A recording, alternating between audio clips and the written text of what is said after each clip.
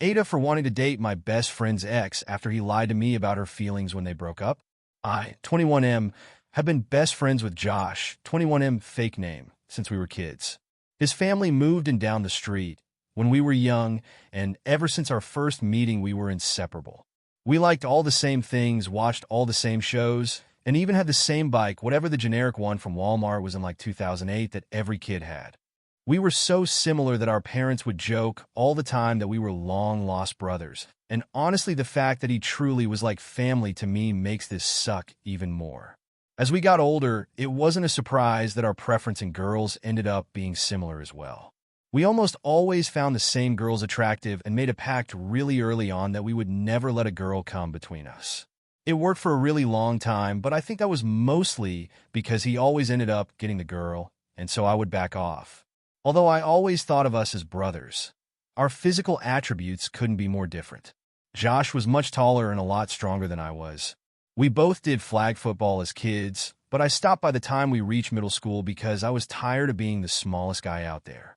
Once in high school, Josh ended up being a big wig on the football team, and I joined cross country. This didn't deter our friendship, but it did mean that when a girl was choosing between the two of us, they always, without fail, chose him. At first I was bitter that I could never get the girl, but I got over it. I still had a lot of fun in school even without a girlfriend, and because Josh was so popular and I was his best friend, I always at least could get a date to dances and other events. I felt like I was pretty content with our dynamic until our senior year came around.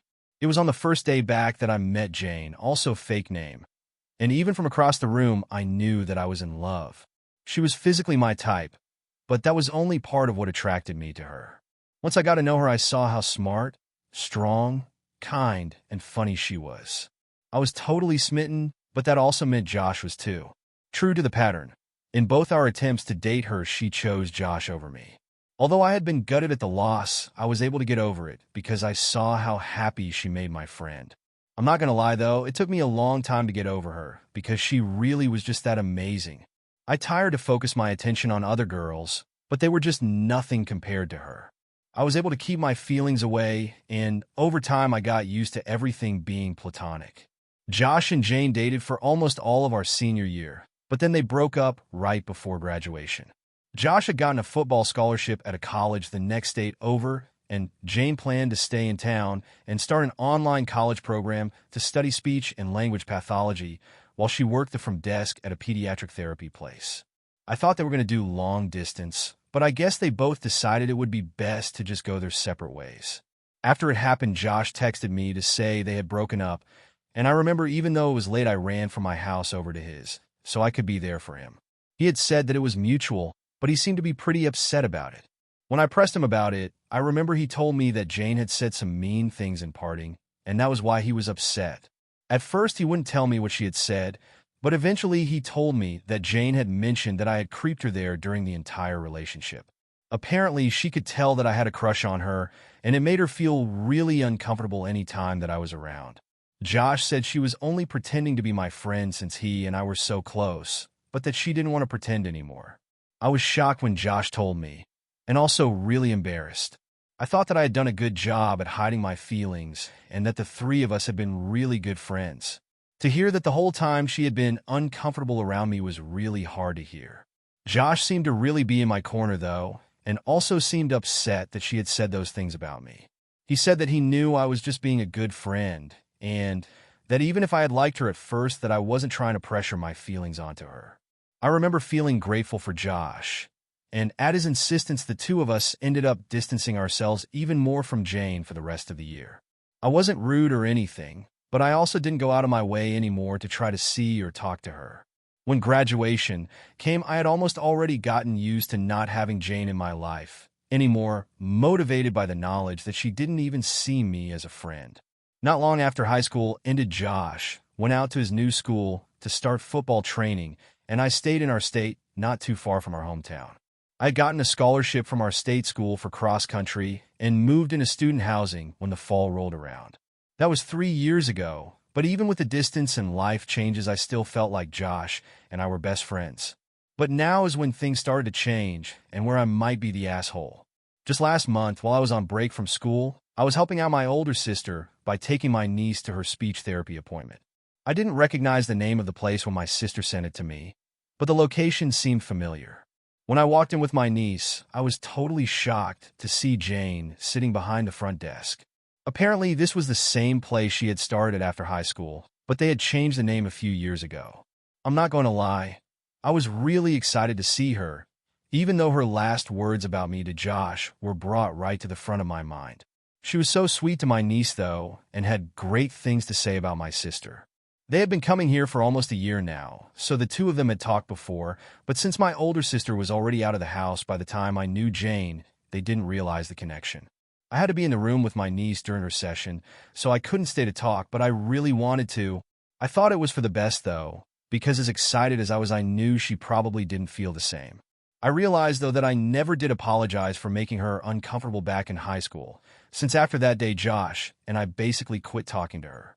I decided if I was going to say anything, it should probably to let her know I was sorry. After the session, I awkwardly went up to the desk while my niece picked out a sticker. It took me a minute to get it out, but eventually I told her that I was sorry for making her uncomfortable in high school, and that if I had known she felt that way earlier, I would have distanced myself sooner.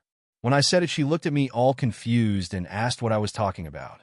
Then I told her how Josh had told me what she said when they broke up, although I did sugarcoat it so it didn't sound as harsh as I felt it had back then. Then I got the biggest shock of my life. Apparently, Jane did not say all those things about me to Josh when they broke up. At first, she couldn't say more because she was at work, but she asked me to come back when she took her lunch. Although I was dying to know more, I realized that I was invading her workplace, so I promptly scooped up my niece and headed out the door. I did come back at her lunch, though, and we sat together outside on some picnic tables. So according to Jane, when she and Josh broke up, she had barely said anything about me at all. All they talked about was how neither wanted to do long distance, and that breaking up now would probably be for the best. Josh made some comment about how he was nervous to meet new people at his school, and Jane said something about how she wouldn't be able to meet anyone doing school online, but that she was glad I was still going to be close by, and that she and I could still hang out. When both Josh and I started keeping our distance from her, and she thought I was just trying to support my friend so she didn't push it. She said that she had been sad to lose such a good friend, but that she wanted to respect that Josh and I had been friends for longer and knew how much we meant to each other. She said she had never felt uncomfortable by me and had no idea that I ever even liked her. She said that she had actually had feelings for me first and had asked Josh if I was interested in anyone. He had told her that I was interested in someone else. So Jane had given up on her feelings for me and instead turned to Josh. To say that I was shocked would be an understatement. I couldn't believe that not only did the girl that I pined after for so long have feelings for me, but that it was potentially my best friend, my brother, who had prevented anything from happening between us. If everything that Jane said was true, then my best friend of 16 years had not only sabotaged my chances with my dream girl, but also lied to me probably on more than one occasion about it. I feel so hurt and betrayed, but I can't help also feeling like an asshole because after everything I still want to try to shoot my shot with Jane. I feel like a jerk for even thinking about dating my best friend's ex, but is he even my best friend anymore? I feel so conflicted I don't know what to do. Of course I am going to confront Josh about it, but even if it's true, will we be able to fix things? If I end up dating Jane, will I just make things worse between us? I don't want to give up this chance again, but I also don't want to ruin the relationship I have with Josh. So, help me out, Reddit. Am I going to be the asshole if I go for it? Edit. I forgot to mention, I haven't talked to Josh yet because I wanted to talk in person. He's coming into town in like 2 days for the holidays, so I plan to confront him then. Keeping this all in has been awful, though, so that's why I've given in and turned to Reddit. Sorry it ended up being so long. Other than talking to Jane, this is the first I've been able to talk about it. TLDR, my best friend and I liked the same girl in high school, but she chose him. When they broke up, she said she didn't even like me as a friend. Meeting up 3 years later, though, she said she did like me and that my friend had lied. Would I be the asshole for shooting my shot?